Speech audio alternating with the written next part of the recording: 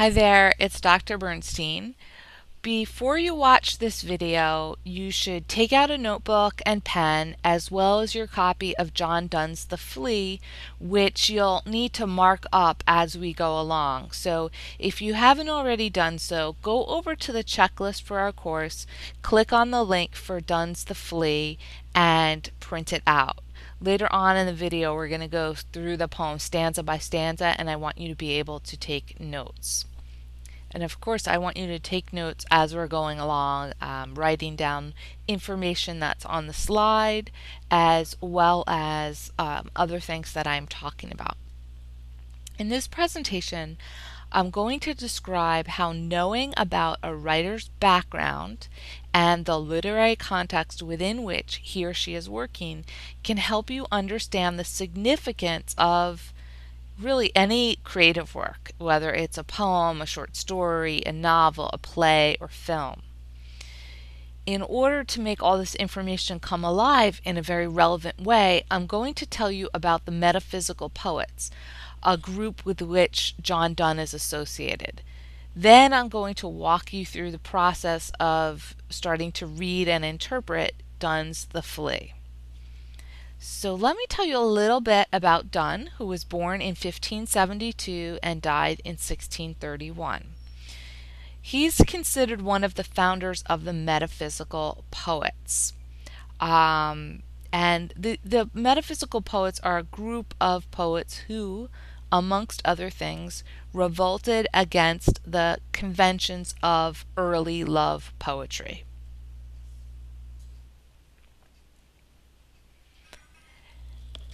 As Stephen Greenblatt points out in their work and the work of the Metaphysical Poets, the tired cliches of love poetry, the sort of cliches of how women's cheeks are like roses, the hearts are pierced by the arrows of love, even a lot of that imagery that we saw in the imagery that you saw when you were reading Shakespeare's sonnets.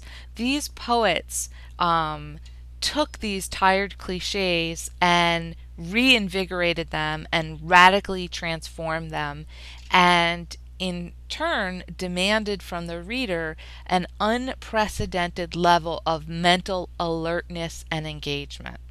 So this surprising nature of their writing really required readers to be very alert and engaged in order to understand and appreciate and enjoy what they were doing in their poetry. The Metaphysical Poets are also known for their ingenuity, especially their use of metaphysical conceits, which are witty analogies or parallels between two very unlike things. The more unlike the two things were, the wittier they were considered. For instance, in one of Donne's other poems, the fondling, the caressing of a naked lover becomes the equivalent of exploration in America. So now that you have some useful background information about the Metaphysical Poets, we need to think about how you're going to apply this knowledge to your study of John Donne's The Flea. So if I were you and I just learned this information, before I even started reading the poem, I would prepare myself to be on the lookout for metaphysical conceits, or if I'm still overwhelmed by that term, I might look for witty analogies or unusual parallels between very unlike things.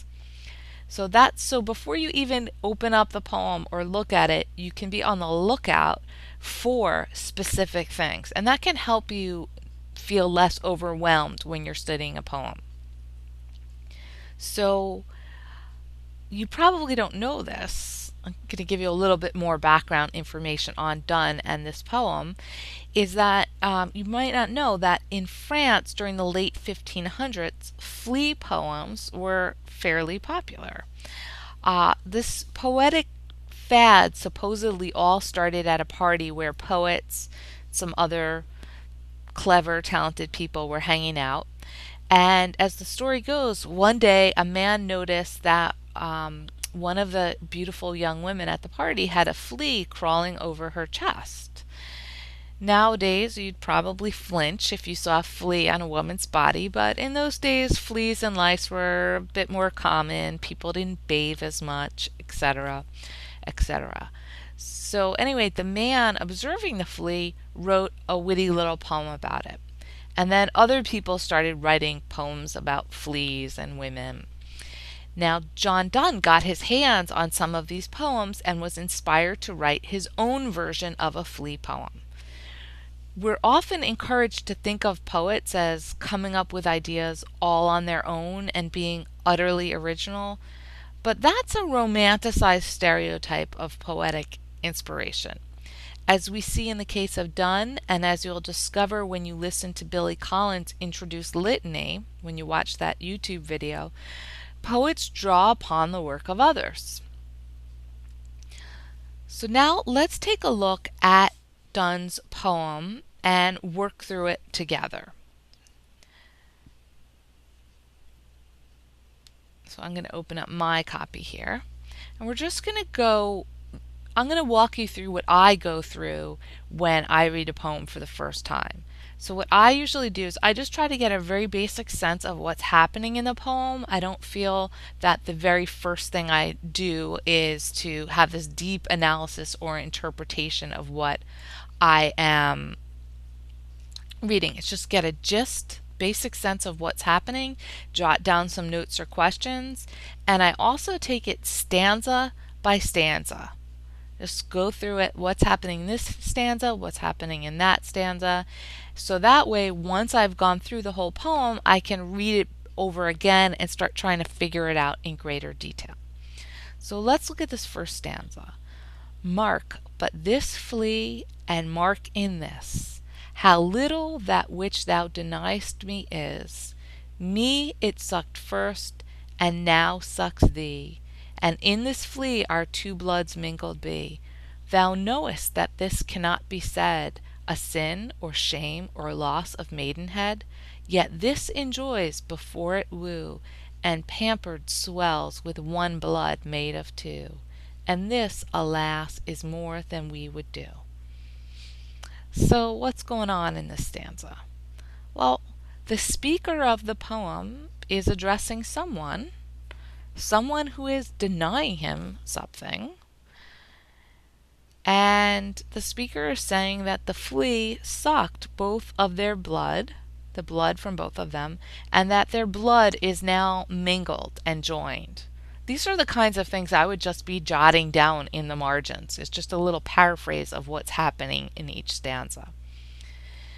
Now, the speaker also says that this mingling can be considered sinful, shameful, or the loss of maidenhead. So, now we get a sense that he's addressing a woman, because a woman's maidenhead, that's her virginity. And just FYI, in the 17th century, sex was often considered a mingling of the blood. So we're getting some sexual, intimate references here. And he realizes that by the mixing of their bloods together in the flea's body, the flea has done what she is refusing him the ability to do. She is denying the speaker of the poem a certain degree of intimacy, and yet the flea gets to enjoy this intimacy before it woos her. Now, you might not know what the word woo means, and when you're reading a poem or anything, I really recommend looking up some keywords that you don't understand or that you are not exactly sure of. So let's just take a quick look at the dictionary, and we'll look up the word woo.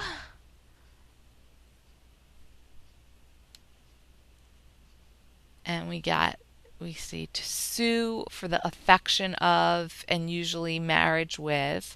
I'd actually go over to woo for English language learners, and you'll see that it means to, zoom in a little. You'll see that to woo means to try to make someone love you, to try to have a romantic relationship with someone, to try to attract, to attempt to persuade. So I'm going to go back to the poem. That the flea gets to enjoy this intimacy without having to woo, to court, to attract the young woman. So that's all that you need to know about this stanza right now. Let's look at stanza 2. Oh, stay, 3 lives in 1 flea spare, where we almost, nay, more than married are. This flea is you and I, and this our marriage bed and marriage temple is. Though parents grudge and you, we are met, and cloistered in these living walls of jet. Jet, the color of the blood, the sort of black color of blood. Though use make you apt to kill me, let not to that self-murder added be, and sacrilege 3 sins in killing 3. Okay, so clearly something is going on between the first and the second stanzas, and it seems as though the woman is doing something to make the speaker of the poem think she's about to kill the flea. He's saying, stay, oh stop, spare these 3 lives that exist in this flea. And he also says, look, he's suggesting that they're married, that their marriage bed and temple is inside this flea that she's on the verge of killing.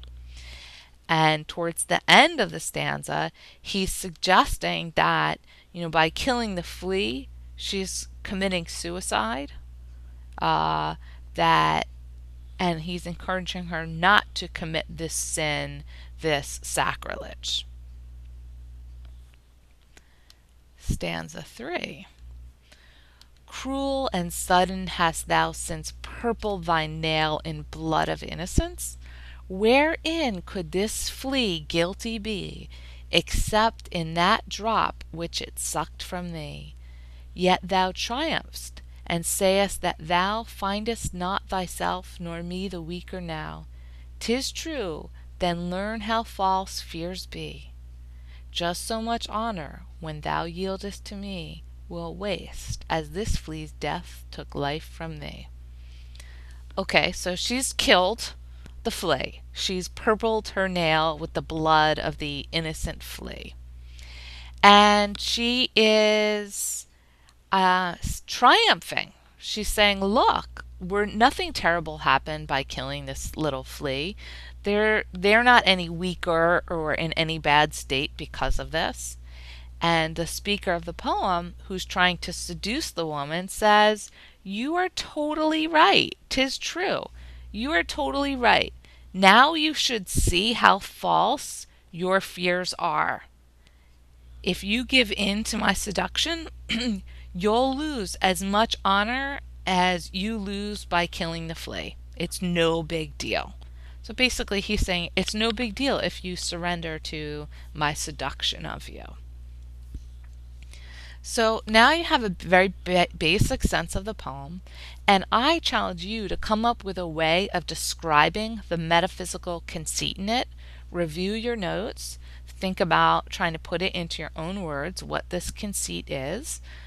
Think about what makes the approach that Donne takes to the love seduction poem so clever, witty, and funny. One way to do that is to compare this poem to, say, one of Shakespeare's sonnets.